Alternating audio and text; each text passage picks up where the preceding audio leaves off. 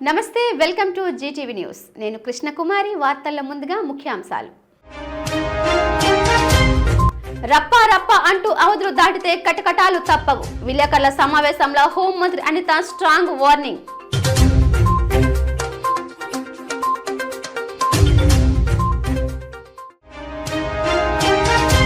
అట్టహాసంగా ప్రారంభమైన సిఐటియు శ్రామికోత్సవ్. ముఖ్య అతిథిగా హాజరైన నటుడు ప్రకాష్ రాజ్.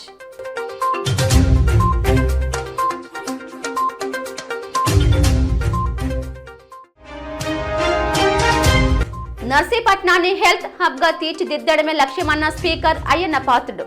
నర్సీపట్నం ఎన్టీఆర్ ప్రభుత్వ ఆసుపత్రి ఆవరణలో ప్రసూతి నిరీక్షణ కేంద్రం నిర్మాణానికి శంకుస్థాపన చేసిన శాసనసభాపతి.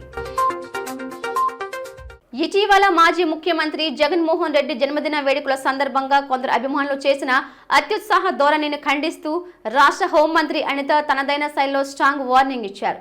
రప్పా రప్ప అంటూ అవధులు దాటితే కటకటాలు తప్పవని ఆమె హెచ్చరించారు. సాధారణంగా పుట్టినరోజు వేడుకలంటే నలుగురికి అన్నదానం చేస్తాం.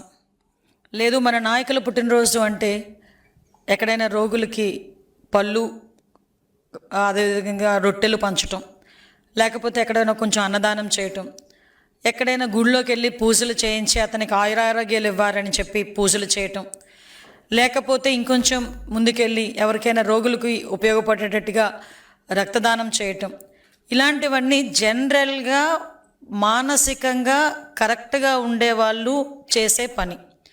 దట్టు ఒకవేళ వాళ్ళు ఏదైనా కేక్ కట్ చేసుకున్నా ఒక ప్లాస్టిక్ కత్తితో కేక్ కట్ చేసుకొని ఆ సంబరాలు జరుపుకొని ఆ నోరు తీపి చేసుకొని ఎవరికైతే మనం పుట్టినరోజు సంబరాలు చేస్తున్నామో, ఎవరికైతే మనం పుట్టినరోజు శుభాకాంక్షలు చెప్పాలనుకుంటున్నామో వాళ్ళ జీవితం కూడా ఇదే రకంగా తీయగా మనశ్శాంతిగా ఉండాలని కోరుకుంటారు. ఎవరైనా కూడా జనరల్గా ఒక మనిషి పుట్టేవాడు ఎవరైనా కూడా దానికి కూడా అదే రకంగా హర్షించే వాళ్ళు కూడా ఉంటారు. కానీ ఈ మధ్యకాలంలో అంటే ఒక సైకోతత్వం, ఒక ఉన్మాదత్వం, ఒక రాజకీయ ముసుగులో రౌడీయిజాన్ని ప్రేరేపించేటట్టుగా రౌడీయిజం చేస్తున్న నాయకులుగా ఈరోజు కొంతమంది వాళ్ళ నాయకుడు తాలూకా పుట్టినరోజులకి కేకులు కట్ చేసే కత్తి ఈ రకంగా ఉంటుందని నాకు ఈరోజే తెలిసిందండి. జస్ట్ ఒకసారి మీరు చూస్తే కేకు కట్ చేసే కత్తి కొడవళ్ళు, పెద్ద పెద్ద కత్తులు పట్టుకొని కేకులు కట్ చేస్తారు. ఇక్కడ ఒకసారి మీరు చూస్తే ఇక్కడ హ్యాపీ బర్త్డే జగన్ అన్న వైఎస్ఆర్ పార్టీ సంథింగ్ రాసి ఆ కత్తి చూసారా? ఈ కత్తి ఒక్కసారి కేకు కట్ చేసుకునే కత్తి అండి. అది కేకు ఇలాంటి కత్తులతో చూసి కేక్ కట్ చేస్తూ ఒక రకంగా చేయటం ఒక ఎత్తు అయితే, తిరిగి అదే కత్తితో జంతు బలి చేసి ఒక మూగజీవాల ఉసురు తీసుకోవటమే కాకుండా దాన్ని బేస్ చేసుకొని ఇలా రక్తాన్ని తీసుకెళ్ళి వాళ్ళ నాయకుడు తాలూకా ఫ్లెక్సీలో ఫోటోలకి అభిషేకాలు చేసి రప్పా రప్పమని నరుకుతాం, 2029లో ఇదే రిపీట్ అవుద్ది అని చెప్పి స్లోగన్లు ఇచ్చుకునే పరిస్థితి.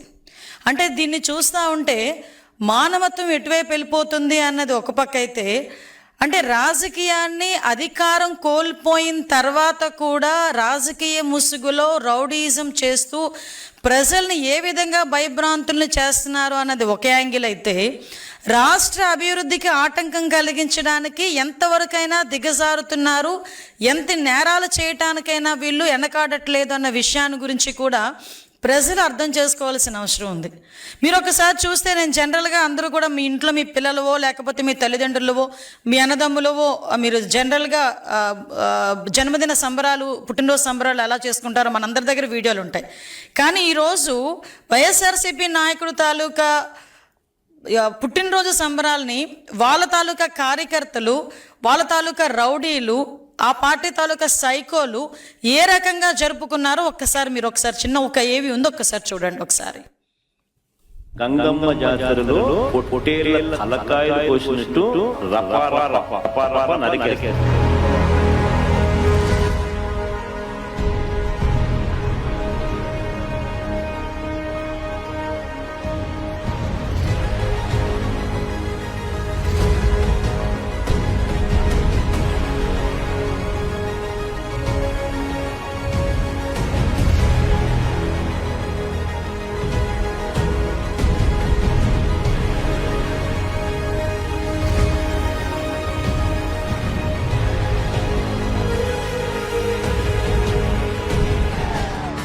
చూడండి, ఆ వెనకాతల వాళ్ళ నాయకుల తాలూకా ప్రోకింగ్ చూడండి ఒకసారి.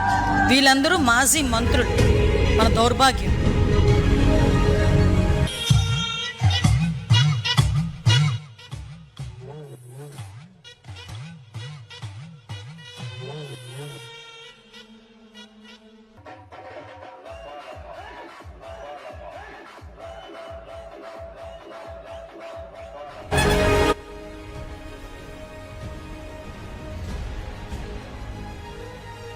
చూసారు, గర్భిణి మీద దాడి చూడండి, అందులో మాజీ మంత్రులు కూడా ఉన్నారు.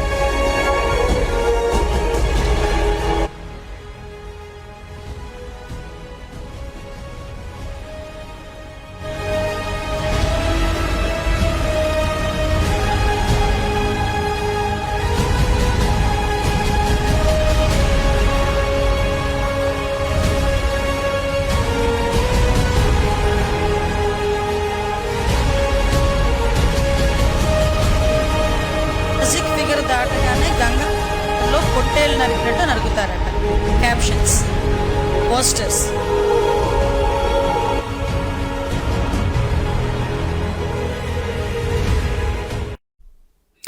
ఒకసారి చూస్తే ఏదో ఫ్యాక్షన్ సినిమా చూసినట్టుగా అనిపించింది లిటరల్లీ. అంటే ఒకసారి ఇది చాలా మీకు ఇప్పుడు చూపించింది జస్ట్ ఏదో అంటారు కదా, ఒక చిన్న మచ్చు తునక మాత్రమే. నిజంగా వాళ్ళు జంతు బలులు చేసి మేకల తలలు నరికి వాళ్ళే పోస్టులు సోషల్ మీడియాలో పెట్టుకునే స్థాయికి వాళ్ళు దిగజారిపోయారంటే వాళ్ళు ఎంత ఉన్మాదుల్లా తయారవుతున్నారు, వాళ్ళు ఉన్మాదుల్లా వాళ్ళ నాయకుడు ఎలా తయారు చేస్తున్నాడన్న విషయాన్ని కూడా ప్రజలు గ్రహించాల్సిన అవసరం ఉంది. సైకోయిజాన్ని చూపిస్తూ ఉన్మాదుల్లా రెచ్చగొట్టి మనల్ని భయపెట్టే ప్రయత్నం చేస్తున్నారు. మేము ఒకటే చెప్తున్నాం, ఈరోజు భయపెడితే భయపడిపోవడానికి మేము ఎక్కడ ప్రజలు కూడా ఎవరు కూడా సిద్ధంగా లేరు. మేము ఒకటే మళ్ళీ చాలా క్లియర్గా చెప్తున్నాం, ఇష్టానుసారంగా చేస్తాము, ఎలా పడితే అలా ముందుకొస్తాము, కత్తులు పట్టుకొని తిరుగుతామంటే కనుక చూస్తూ ఊరుకునే ప్రసక్తి లేదు. మా పోలీసులు ఫర్మ్గా ఉన్నారు, డిపార్ట్మెంట్ ఫర్మ్గా ఉంది. గౌరవ ముఖ్యమంత్రి గారు చాలా క్లియర్ ఆదేశాలు ఇచ్చారు, రౌడీయిజాన్ని ఎట్టి పరిస్థితుల్లోని అణిచివేయాలని. ఇలాగే రౌడీయిజం చేస్తే రాష్ట్ర బహిష్కరణ చేయటానికి కూడా మేము సిద్ధపడతాం. అంతే తప్పించి మీరు ఏం చేసినా చూస్తూ ఊరుకోనే ప్రసక్తి లేదు. ఊరుకోమని కూడా మీ అందరికీ కూడా హెచ్చరిస్తూ, ఇలాంటి ప్రయత్నాలు చేస్తున్న వాళ్ళందరినీ కూడా మానుకోమని వాళ్ళకి కూడా సూచనిస్తూ, దయచేసి తల్లిదండ్రులకి ప్రజలకి చివరిగా ఒక విన్నపం, ఇటువంటి రాజకీయ నాయకుల్ని, ఇటువంటి రాజకీయ పార్టీలని ఎంతవరకు మన మధ్యలో తిరగనిస్తూ మన పిల్లల భవిష్యత్తును నాశనం చేసుకుంటామో ఒక్కసారి ప్రజలు కూడా ఆలోచన చేసుకోవాలి. పాత్రికేయులు రాసే వార్తల్లో విశ్వసనీయత ఉండాలని తెలుగుదేశం పార్టీ రాష్ట్ర అధ్యక్షులు గాజువాక శాసనసభ్యులు పల్లా శ్రీనివాసరావు అన్నారు. ప్రింట్, ఎలక్ట్రానిక్ మీడియాలో వచ్చే వార్తలను ప్రజలు విశ్వసిస్తారని ఆయన చెప్పారు. వార్తల్లో విశ్వసనీయత కోల్పోతే పాత్రికేయుడు లేదా ఆ సంస్థకు విలువ తగ్గిపోతుందని ఆయన హెచ్చరించారు. నూతన సంవత్సర ఆగమనాన్ని పురస్కరించుకొని smart city reporters welfare association గాజువాకలో ఏర్పాటు చేసిన కార్యక్రమంలో పల్లా శ్రీనివాసరావు ముఖ్య అతిథిగా పాల్గొని SCRWA డైరీ 2026ను ఆవిష్కరించారు. ఈ సందర్భంగా ఆయన మాట్లాడుతూ పాత్రికేయులు నిరంతరం అప్రమత్తంగా ఉండాలని అన్నారు. ప్రజలకు, ప్రభుత్వానికి వారధిగా ఉంటూ నిజమైన వార్తలను అందించాలని ఆయన సూచించారు. తప్పుడు వార్తలు సమాజంపై తీవ్ర ప్రభావం చూపిస్తాయని అన్నారు. ప్రజాస్వామ్యంలో 4వ స్తంభంగా ఉన్న పాత్రికేయులు సమాజానికి వెన్నెముకగా నిలవాలని పిలుపునిచ్చారు. అనంతరం SCRWA గాజువాక యూనిట్ సభ్యులకు అతిథుల చేతుల మీదుగా డైరీలు, స్వీట్లు పంపిణీ చేశారు. అడిగే దానికన్నా అసోసియేషన్ తరఫున అడిగితే చాలా బాగుంటుందని చెప్పేసి మేము భావిస్తున్నాం. కనుక అసోసియేషన్కి ఎటువంటి సహకారం కావాలని అందించడానికి మేము సిద్ధంగా ఉన్నామని చెప్పి తెలియజేస్తున్నాం. అలాగే మనం సొంతగా కొంత ఈ యాడ్స్ ద్వారా వాటి ద్వారా మనకు కొంత రాబడి ఉండొచ్చు. కొంత వెల్ఫేర్ రూపంలో ప్రభుత్వాలు మనకి సహకారం అందిస్తుంటాయి. అలాగే మనం సెల్ఫ్ సస్టైనింగ్ మోడల్ కూడా రావాల్సిన అవసరం ఉంది. ఇప్పుడు అన్నీ కూడా సెల్ఫ్ సస్టైనింగ్, ఎవరి మీద ఆధారపడకుండా అసోసియేషన్ ఎలా నిలిచి పెట్టుకోవాలన్న ఆలోచన కూడా చేయాల్సిన అవసరం ఉంది. కనుక మనం గాజువాకలో అంటే ఒక ప్రెస్ బిల్డింగ్, మనకు చాలా అసోసియేషన్స్ ఉన్నాయి, కానీ ఒక వేదిక అయితే ఉండాలి మనకి. కనుక ఖచ్చితంగా ఆ అసోసియేషన్ బిల్డింగ్ చేయాలని చాలా దృఢ సంకల్పంతో ఉన్నామని చెప్పేసి ఈ సందర్భంగా ఎంతో దూరం ప్రాంతంలో పెడితే అక్కడికి వెళ్ళడం కష్టం కనుక అది అందరికీ అందుబాటులో ఉండాలి. దాంట్లో ఒక కమ్యూనిటీ హాల్ ఉండాలి. కమ్యూనిటీ హాల్ ద్వారా మళ్ళీ ఆదాయం ఆర్జించేటట్టుగా అసోసియేషన్లు డిఫరెంట్ అసోసియేషన్తో రేపు మనం పోటీ పడినా ఒక అసోసియేషన్ ప్రెసిడెంట్ అవుతారు. దాని ద్వారా ఆ బిల్డింగ్ రన్ చేయడం, అలాగే విలేకరుల సోదరులందరికీ కూడా, రిపోర్టర్స్ అందరికీ కూడా వారి సంక్షేమం చూడడం, ఆ విధంగా ఆలోచన చేస్తే బాగుంటుంది అనేది నా ఉద్దేశం. దానివైపు నేను కూడా ఆలోచన చేస్తున్నానండి. అంటే త్వరలోనే నేను 2-3 ల్యాండ్స్ కూడా చూసాను. దానికి బిల్డింగ్ మనం ఎలా కట్టించాలి, ముందు ల్యాండ్ అబ్జెక్షన్ ఒకటి, దాన్ని బిల్డింగ్ కట్టించడం ఒకటి, దానికి కావాల్సినటువంటి ఆర్థిక సహాయం చేయడం ఒకటి, ఇవన్నీ ఉన్నాయి. కానీ ఖచ్చితంగా నాకైతే నమ్మకం ఉంది, తప్పనిసరిగా ఒక అసోసియేషన్ బిల్డింగ్, ఎక్కువ తగ్గటువంటి అసోసియేషన్ బిల్డింగ్ ఇక్కడ కట్టిద్దామని చెప్పేసి ఈ సందర్భంగా తెలియజేస్తాను. ప్రముఖ ప్రజా ఉద్యమ నేత మాజీ శాసనసభ్యులు వంగవీటి మోహన రంగ వర్ధంతి సందర్భంగా విశాఖలో రాధారంగ మిత్రమండలి ఆధ్వర్యంలో జరిగిన రంగనాడు కార్యక్రమాన్ని ఉద్దేశించి ఆయన కుమార్తె ఆశారంగ చేసిన ప్రసంగం పలువురిని ఆకట్టుకుంది. జీటీవీ ప్రేక్షకుల అభ్యర్థన మేరకు మరోసారి ఆమె ప్రసంగాన్ని ప్రసారం చేయడం జరుగుతోంది. రంగా గారు అందరి వారు, ఆయనకి కులమతాలు లేవు, ఎలాంటి భేదాలు లేవు. కష్టాలు ఉన్న ఎవరు వచ్చినా వాళ్ళని ఆదుకునేవారు. దౌర్జన్యానికి గురైన ప్రతి వాడి కోసం ఆయన పోరాడేవారు. ఆయన జీవితం ఒక నిరంతర పోరాటం. కీర్తిశేషులు రాధాకృష్ణ గారు, మా పెదనాన్నగారు చనిపోయిన తర్వాత అభిమానుల కోసం, పేదల కోసం, బడుగు బలహీన వర్గాల కోసం అండగా ఉండటానికి ఆయన ఈ ముళ్ళ కిరీటాన్ని తలకు పెట్టుకున్నారు.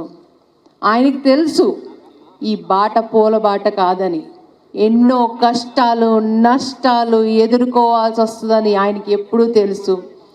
ఈ ప్రయాణంలో ఆయన ప్రాణం పోతుందని కూడా తెలుసు, కానీ దేనికి లెక్క చేయలేదు.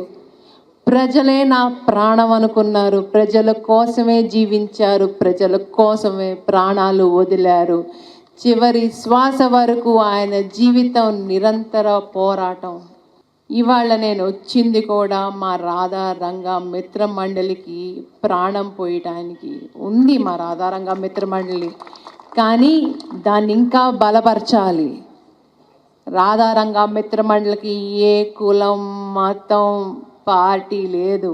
అన్ని పార్టీల వాళ్ళు మా రాధారంగ మిత్ర మండలిలో ఉన్నారు. అది గుర్తుంచుకోండి. క్రిందటి ప్రభుత్వం వైసీపీ, ప్రస్తుతం ప్రభుత్వం టీడీపీ, జనసేన, మీ ముగ్గురిని అడుగుతున్నాను, రంగా గారి కోసం నిజంగా మీరేనా చేశారా? ఎలా? రంగా గారి ఫోటో పెట్టుకుని ఓట్లు అడుగుతున్నారు. ఇవాళ మేము అడుగుతున్నాము, రంగా గారి పేరు కృష్ణా జిల్లాకి పెట్టమని క్రిందటి 3 సంవత్సరాల నుంచి అడుగుతున్నాము. ఏం చేస్తున్నారు? ఎప్పుడు కదిలొస్తారు? ఎప్పటికి రంగా గారికి సరైన రికగ్నిషన్ ఇస్తారు? నేను అడుగుతున్నాను. రంగా గారి కూతురుగా కాదు, రంగా గారి అభిమానిగా ఇవాళ నుంచి మిమ్మల్ని నిలదీస్తున్నాను. ఎప్పుడు పెడతారు రంగా గారి పేరు? కొన్ని అరాచక శక్తులు ఈ సభ ఎక్కడ సక్సెస్ఫుల్ అవుతుందేమో అని అధికారాన్ని అడ్డు పెట్టుకుని ఈ సభను 3 సార్లు వేరే లొకేషన్స్కి మార్చారు. అలాగే వచ్చే జనాల్ని భయపెట్టారు రాకూడదని చెప్పి. నేను ఒకటే చెప్తున్నాను, రంగా గారి అభిమానుల్ని ఎవ్వరు భయపడలేరు. మా రాధారంగ మిత్ర మండలిని ఎవ్వరూ భయపెట్టలేరు. అర్థం చేసుకోండి. ఒక్కళ్ళని భయపెడితే 100 మంది లెగిసి వస్తాం. గుర్తుంచుకోండి. మా ధ్యేయం రాధారంగ మిత్ర మండలి ఎలాంటి వర్గ పోరాటం కోసం రాలేదు, మంచి పని చేయటం కోసం వచ్చాము. రంగా గారి పేరు ముందు తీసుకెళ్ళటానికి వచ్చాము. దీంట్లో అడ్డమైన పాలిటిక్స్ చేస్తే మేము ఊరుకునేది లేదు. అది మీరు గుర్తుంచుకోండి. ఆడపిల్లని సాఫ్ట్గా ఉంటాను గర్జించను అనుకోండి. ఇక్కడ ఉంది రంగా గారి బ్లడ్, రంగా గారి పౌరుషం. నిలదీసి అడుగుతాం, పోరాటానికి ఎప్పుడైనా సిద్ధంగా ఉంటాం. గుర్తుంచుకోండి.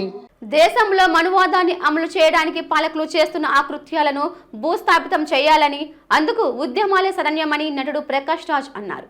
విశాఖలోని ఏయూ కన్వెన్షన్ సెంటర్ వెనుక ఎగ్జిబిషన్ గ్రౌండ్లో సిఐటియు రాష్ట్ర ఉపాధ్యక్షులు ఎంఏ గపూర్ అధ్యక్షతన జరిగిన శ్రామిక ఉత్సవ్ ప్రారంభ సభలో ముఖ్య అతిథిగా పాల్గొన్న ప్రకాష్ రాజ్ ఉద్యమ స్ఫూర్తిని పెంపొందిస్తూ చేసిన ప్రసంగం ఆకట్టుకుంది.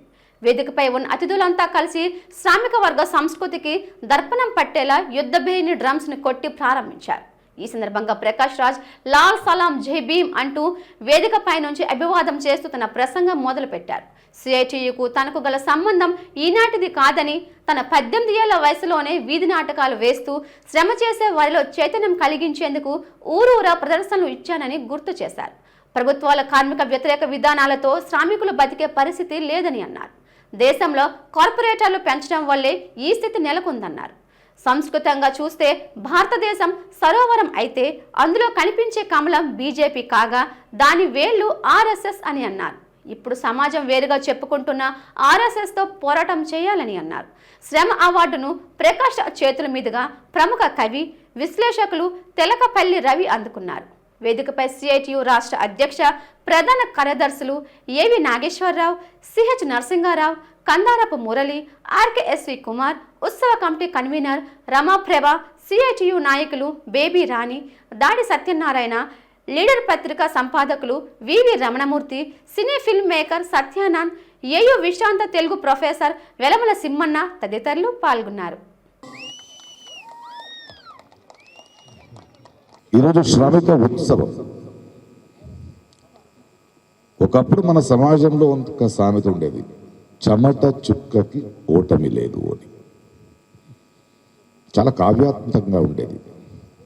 కానీ ఈరోజు పరిస్థితులు ఉంటే శ్రమికులకి బ్రతికే పరిస్థితి లేదు. నేను వీధి నాటకాలు చేసేటప్పుడు ఒక ధన్వంతరి చికిత్స అని ఒక నాటకం వేసేవాడిని. అందులో అంటే దేవతలు వీళ్ళందరూ పైన ఒక ఔతణం కూటం ఏర్పాటయింది. అక్కడ ఎందుకు కూర్చొని భోజనం చేయాలి అందులో అంటే భూమి నుంచి ఒక రోదన, ఒక ఆవేదన, ఒక ఏడుపు వినిపిస్తోంది.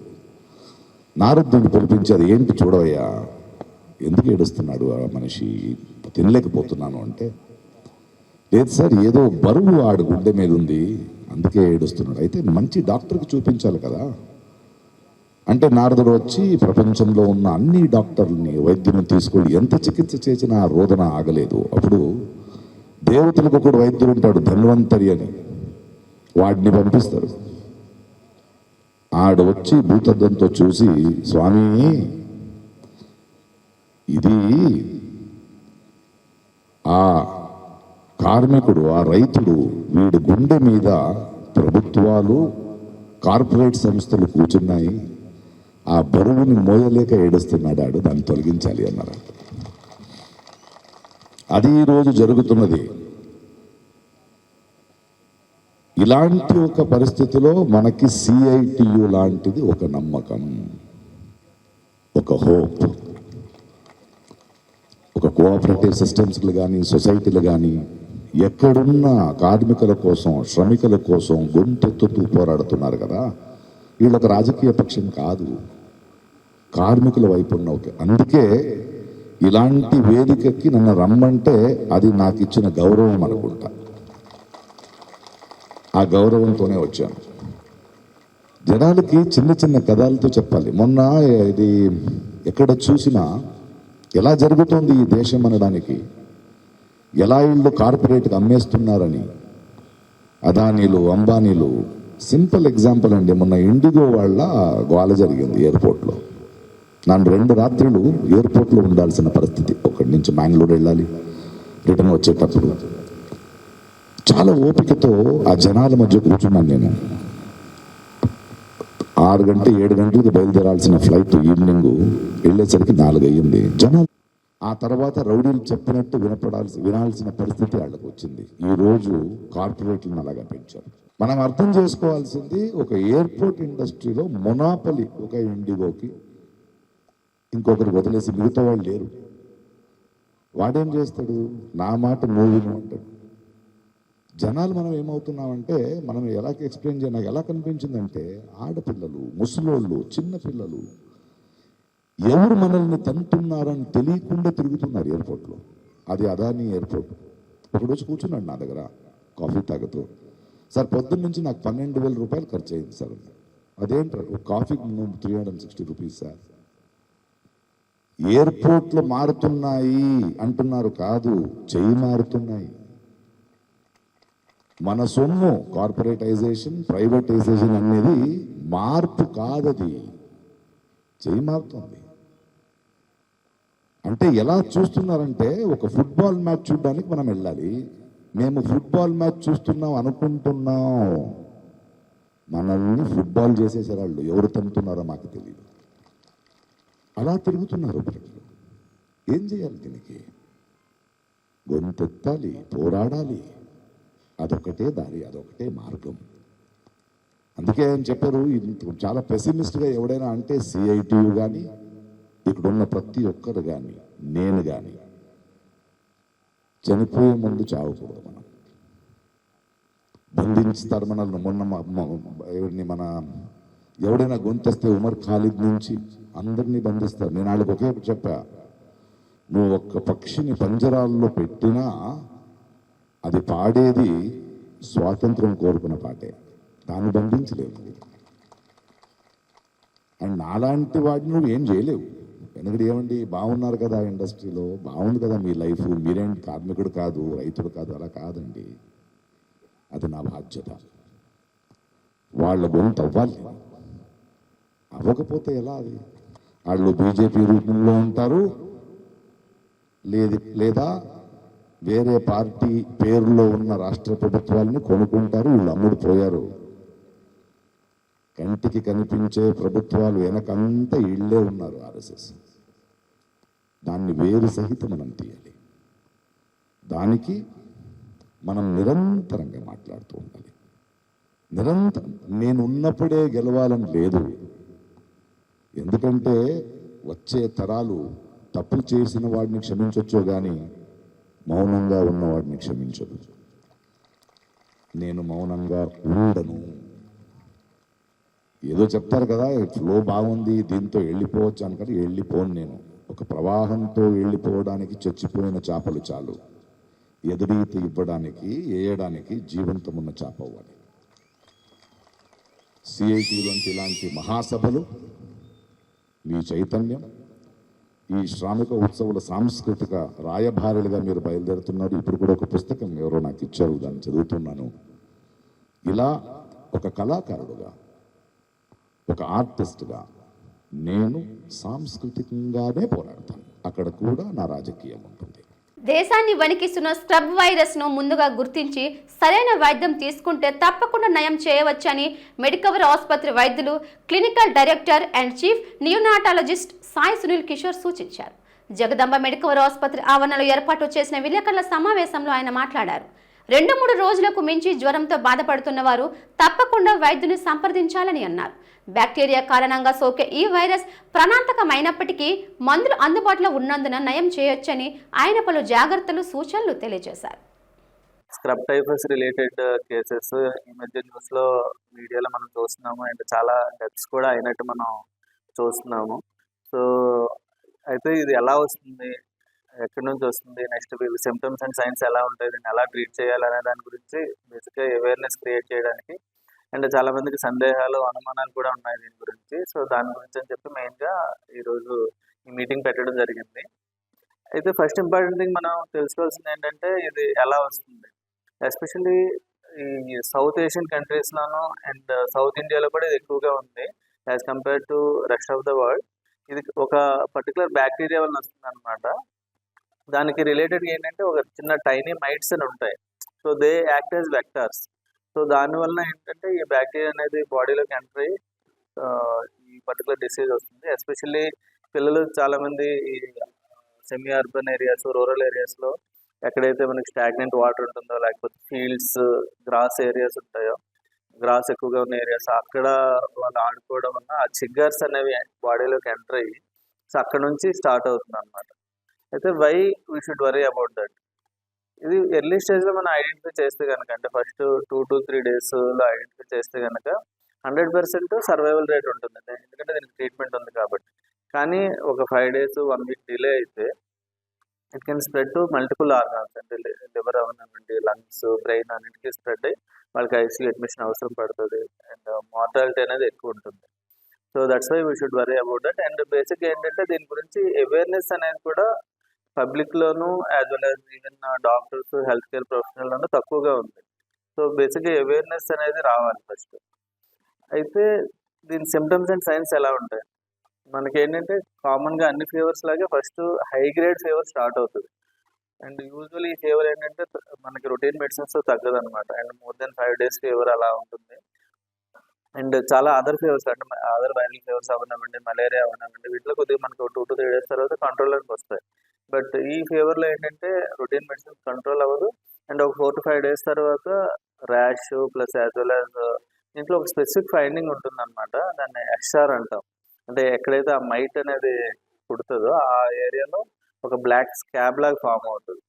అది ఎస్పెషల్లీ ఈ ఏరియాస్లో, అంటే మనకి నెక్ ఫోల్డ్స్ ఉన్న ఏరియాస్లోనూ, లేకపోతే మన ఆర్మ్ పిట్, గ్రాయిన్ ఈ ఏరియాస్లో ఆ ఎక్స్ఆర్ అనేది కనిపిస్తుంది అనమాట. ఇది ఇలా ఉండగా ప్రస్తుతం అమితంగా ప్రభావం చూపిస్తున్న వాయు కాలుష్యం కారణంగా పలు ఆరోగ్య సమస్యలు తలెత్తుతున్నాయని, ముఖ్యంగా గర్భిణీ స్త్రీలు ఈ వాయు కాలుష్యం బారిన పడకుండా తీసుకోవాల్సిన జాగ్రత్తలను Medicover consultant and gynaecologist doctor M Radhika సూచించారు. ఎస్పెషల్లీ ప్రెగ్నెంట్ ఉమెన్, పొల్యూషన్ అది ఎక్కువ ఉన్నప్పుడు, ట్రాఫిక్ చాలా ఎక్కువ ఉన్నప్పుడు, ప్రస్తుతానికైతే నెంబర్ ఆఫ్ వెహికల్స్ పెరిగిపోయినాయి, చాలా పొల్యూషన్ బాగా ఎక్కువగా వస్తుంది. దీనివల్ల స్మాగ్ అనేది క్రియేట్ అవుతుంది. పొద్దున పూట ఎర్లీ మార్నింగ్ వాక్ అని చెప్పి ప్రెగ్నెంట్ ఉమెన్ బయటకు వెళ్తామని చెప్పి అలాంటివన్నీ మానుకుంటే బెటర్. ఇందులో ఏంటంటే ఏక్యూఐ వాల్యూస్ అనేది మోర్ దెన్ 200 ఉండడం వల్ల it is like in severe ఫామ్లో ఉంది. దాన్ని బట్టి ఈ వాల్యూస్ ఇవన్నీ బ్లడ్లోకి ఎలా చొచ్చుకుపోతాయంటే డీప్ ఇంటూ ద లంగ్స్, అక్కడి నుంచి బ్లడ్ స్ట్రీమ్లోకి వెళ్ళిపోతాయి. దీని నుంచి మనకి ఏమవుతుందంటే ఈ పొల్యూటెంట్ గ్యాసెస్ ఏమేమి ఉంటాయంటే నైట్రిక్ ఆక్సైడ్, సల్ఫర్ డైఆక్సైడ్, తర్వాత ఓజోన్ వాల్యూస్, ఇవన్నీ కూడా ఎక్కువ అవడం వల్ల మనకి బ్లడ్లో ఆక్సిజన్ కాన్సన్ట్రేషన్ అనేది తగ్గిపోతూ ఉంటుంది. మనకు ఆక్సిజన్ క్యారింగ్ కెపాసిటీ తగ్గుతుంది. దాంతో ఏమవుతుంది, ఆక్సిజన్ మనకే కాదు బతకడానికి, బేబీకి కూడా కావాలి. ఇప్పుడు ప్రెగ్నెంట్ ఉమెన్కి అయితే కనుక సో ఇవన్నీ నార్మల్ బ్లడ్లో వెళ్ళి తర్వాత మాయ దగ్గర, ప్లాసెంటా దగ్గర కూడా డిపాజిట్ అయిపోతుంది. దాంతో ఆక్సిజన్ సాచురేషన్ అనేది బేబీకి కూడా తగ్గుతుంది. దీనివల్ల మనకి బ్లడ్లో మనకి ఎలా తగ్గుతాయి, మనకి ఏమేమి ప్రాబ్లమ్స్ వస్తాయంటే కడుపుతో ఉన్న వాళ్ళకైతే కనుక బీపీ ఎక్కువ రావడం, అంటే ప్రెగ్నెన్సీ ఇండ్యూస్ హైపర్టెన్షన్ అంటాము, ప్రీ ఎక్లాంప్సీ అంటాం. దీనివల్ల మనకి ఫిట్స్ వరకు వెళ్ళే కాంప్లికేషన్స్ ఉంటుంది. దానివల్ల బేబీకి ఆక్సిజన్ సప్లై తక్కువ అవడం వల్ల దాని గ్రోత్ తగ్గుతుంది. అది కాకుండా sudden deaths of the babies కూడా జరగచ్చు. సో దీనివల్ల మదర్కి ఎలాంటి కంప్లైంట్స్ ఎర్లీగా ఉంటాయంటే మనకు తెలుసుకోవాల్సింది ఏంటంటే వాళ్ళకి సడన్గా దగ్గు రావడం అని, హెడేక్ రావడం, తర్వాత నాసియా అంటాం. కడుపుతో అంటే నాసియా కామన్ ఏమో అనుకుంటాం, కానీ ఇదేంటంటే లైట్ హెడెడ్నెస్ చెప్తారు, సివియర్ హెడేక్ చెప్తారు, కళ్ళు చాలా దురదలు పడుతున్నాయని చెప్తారు, తరచు కాఫ్ వస్తూ ఉంటుందని చెప్తారు. ఈ మధ్యకాలంలో చాలా రోజు కనీసం 3-4 కేసెస్ మేము చూస్తున్నాము. ఎందుకంటే ఆల్రెడీ సెన్సిటివ్ పీపుల్ అయ్యి ఉండొచ్చు వాళ్ళు. అది కాకుండా ఆస్మాటిక్ పీపుల్కి అయితే ఇంకా సివియర్ ఫామ్లోకి వెళ్ళిపోతారు. వీటన్నిటి నుంచి మనం జాగ్రత్తలు పడాల్సింది ఎలాగంటే ఎక్కువ రష్ ఉన్నప్పుడు బయటకు రాకుండా ఉండడం, తర్వాత వర్కింగ్ ఉమెన్ అని చెప్పి ఇప్పుడు అందరూ కూడా వర్క్ ఫ్రమ్ హోమ్ చేసుకుంటున్నారు. అది ఇంకా బెటర్. దాని నుంచి కొంచెం ఎఫెక్ట్ తగ్గవచ్చు. కానీ స్ట్రెస్ లెవెల్స్ పెరుగుతున్న కొద్దీ మళ్ళీ బీపీ పెరగడము, ఉమ్మనీరు తగ్గడం ఇవన్నీ మేము చూస్తున్నాం. సో మన ఆక్సిజన్ అట్మాస్ఫియర్ అది ఎంత బాగుంటే, మనకు మదర్కి ఆక్సిజన్ సప్లై అది బాగుంటే కనుక వాళ్ళకి మనం గ్రోత్ అది బాగానే ఉంటుంది. వాటి కాంప్లికేషన్స్ నుంచి కూడా మనం తప్పించుకోవచ్చు. నర్సీపట్నం నియోజకవర్గాన్ని మెడికల్ హబ్ గా తీర్చిదిద్దడమే తన లక్ష్యమని, పేద ప్రజలకు కార్పొరేట్ స్థాయి వైద్యం అందించేందుకు కృషి చేస్తున్నామని ఆంధ్రప్రదేశ్ శాసనసభాపతి చింతకాయల అయ్యన్న పాత్రుడు తెలిపారు. నర్సీపట్నం ఎన్జీఆర్ ప్రభుత్వ ఆసుపత్రి ఆవరణలో 2,10,00,000 వ్యయంతో నిర్మించనున్న ప్రసూతి నిరీక్షణ కేంద్రం నిర్మాణానికి అనకాపల్లి జిల్లా collector Vijayakrishnan, Jakkan fine chemicals ED KVLP రాజుతో కలిసి ఆయన శంకుస్థాపన చేశారు. అనంతరం 35 లక్షల విలువైన అత్యాధునిక టిఫా స్కానింగ్ మిషన్ను ప్రారంభించారు. ఈ సందర్భంగా ఏర్పాటు చేసిన సభలో అయ్యన్న పాత్రుడు మాట్లాడుతూ 1985లో ఎన్టీఆర్ హయాంలో ప్రారంభమైన ఈ ఆసుపత్రి నేడు వందలాది మందికి సేవలు అందిస్తోందని గుర్తు చేశారు. నర్సీపట్నం ఆసుపత్రిపై నమ్మకంతో తుని, పాడేరు వంటి సదూర ప్రాంతాల నుండి కూడా గర్భిణీలు ప్రసవాల కోసం ఇక్కడికి వస్తున్నారని తెలిపారు. అయితే చివరి నిమిషంలో ఆసుపత్రికి రావటం వలన తలెత్తుతున్న అనర్థాలను నివారించేందుకు ఈ ప్రసూతి నిరీక్షణ కేంద్రం ఎంతో ఉపయోగపడుతుందని అన్నారు.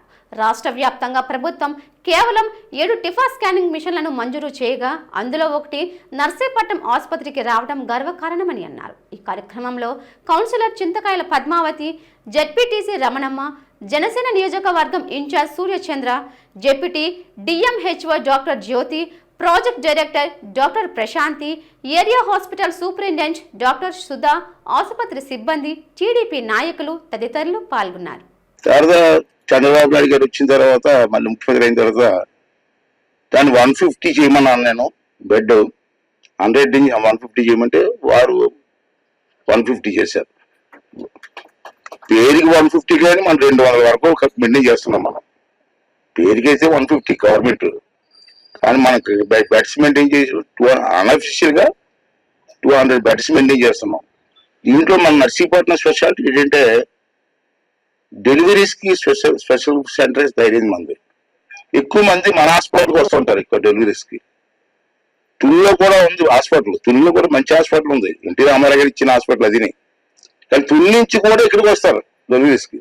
ఎందుకంటే ఇక్కడ నమ్మకం నర్సీపట్నం హాస్పిటల్కి వెళ్తే సేఫ్గా ఉంటుంది అనే ఉద్దేశంతో నేను తుని వాళ్ళకి చెప్తాను, మీ హాస్పిటల్ ఉంది కదా మళ్ళీ ఇక్కడ ఎందుకే మీరు వస్తారంటే, సార్ ఇక్కడ అవకాశం ఇవ్వండి సార్, అక్కడి నుంచి వచ్చేస్తారు. హాస్పిటల్ మంచి తునిలో లేక కాదు, అంటే నర్సీపట్నం సెంటర్ మీద పబ్లిక్ ఒపీనియన్ అది, ఇక్కడికి వెళ్తే సేఫ్గా ఉంటుంది అనే ఉద్దేశంతో అంచేది మన హాస్పిటల్కి ఎక్కువగా ఈ టైట్గా ఉంటుంది అంత ఇప్పుడు కూడా పబ్లిక్.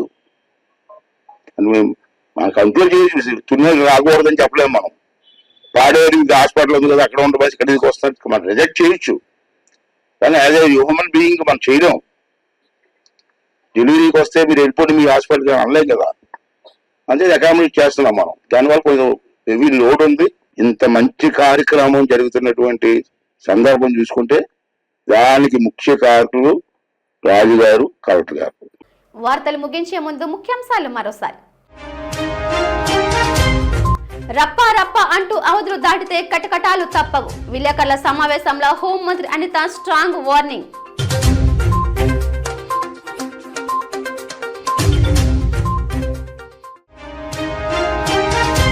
అట్టహాసంగా ప్రారంభమైన సిఐటియు శ్రామికోత్సవ్. ముఖ్య అతిథిగా హాజరైన నటుడు ప్రకాష్ రాజ్.